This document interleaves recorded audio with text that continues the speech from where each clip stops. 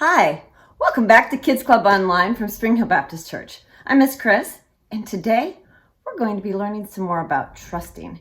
Have you noticed in these lessons that, all these men of God trusted God, and they were able to do amazing things? God can use you too. I hope you have a great day.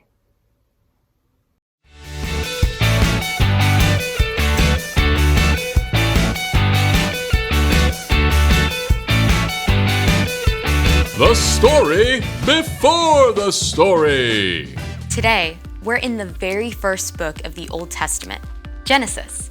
The incredible world God made was broken.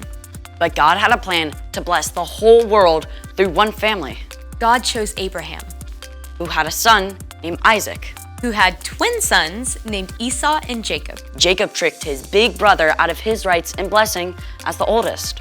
And Esau was so angry that Jacob ran away for more than 20 years, which is where our story starts. Take it away. Hey everyone, I'm Erica.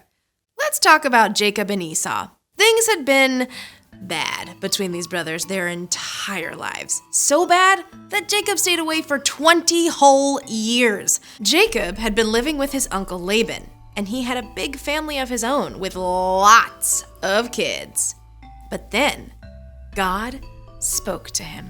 Go back to your father's land and to your relatives. I will be with you. Now, if you were Jacob, you'd probably be feeling all kinds of things. First of all, you might be kind of excited about getting to go home after so long. But at the same time, when you last saw your brother Esau, he was so angry, he wanted to kill you. Is he still mad? Or has he cooled down? Maybe you can actually hang out and be friends, or not. Jacob set out with his whole family, and when he got close to home, he decided to play it safe. So, he sent a message to Esau. I don't want my brother to think I'm coming home to beg for help or anything, so tell him I've been staying with Laban and become wealthy. Now I hope I can please you. The messenger left and returned. We took your message to Esau, and now he's coming to meet you. With 400 men! Say what? 400 men does not sound like a welcoming party. 400 men sounds like an army. Jacob was worried. Jacob separated his family and his herds into two groups, figuring if Esau attacked one group, the other group could escape. But then, he did something a little more helpful. He remembered to talk to God. Lord, you have been very kind and faithful to me. Please, save me from the hand of my brother Esau. I'm afraid he'll come and attack me and my family, but you have said, I will surely give you success. I will make your children as many as the grains of sand on the seashore. Jacob held on to God's promises, and then he decided to show his good intentions by sending a little gift to Esau. Well, not so little. I need 220 goats, 220 sheep, 30 camels, 40 cows, 10 bulls, 30 donkeys. Now you go ahead of me, and when you meet Esau, he'll ask, what's up with all these animals? And you say, they belong to your servant Jacob. They are a gift to you. Jacob is coming behind. On it. Me too. Ditto.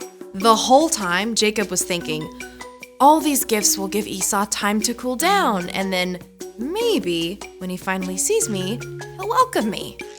Jacob even sent his whole family ahead, across the river, figuring that Esau would not hurt them. Then, Jacob spent the night alone, wrestling with God. Literally. But that's another story. In the morning, Jacob looked up and saw Esau coming, with 400 men. After all he'd done, Jacob was still worried. But this time, he didn't hide behind his family or gifts. He went on ahead. And as Jacob neared Esau, he bowed down to the ground 7 times. It's the moment we've all been waiting for. The brothers finally meet. Jacob and his whole family are all tensed up because this could turn into all-out war at any second. But instead, Esau ran to Jacob. He hugged him and kissed him, and both brothers wept for joy. After all that time, their family was reunited. Esau asked, Who are all these people with you? They are the children God has so kindly given me.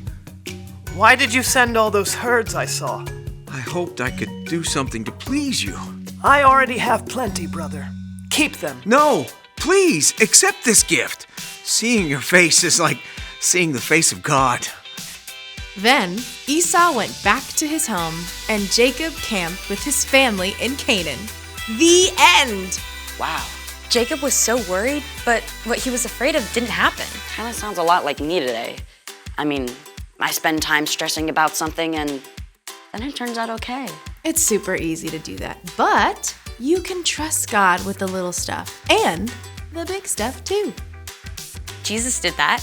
I mean, even when he knew he was going to be arrested, he talked to God about it. And then he trusted God to be with him through everything. That's right. You know, talking with God is a big part of trusting God. So, what's our part in this story? Well, maybe you're really worried about a big test. You can ask God to help you study and give you a clear mind. And then trust that you'll be okay, no matter how the test goes. Or your parents are going on a big trip, and you'll be staying with your grandma for a whole week. You can ask God to give you peace and trust that God will be with you the whole time. I was so worried all week figuring out a cool experiment to do. I kind of forgot to talk to God about it. Guess that really would have helped. For sure. I'll see you next time. Here's the thing. You can trust God even when you're worried.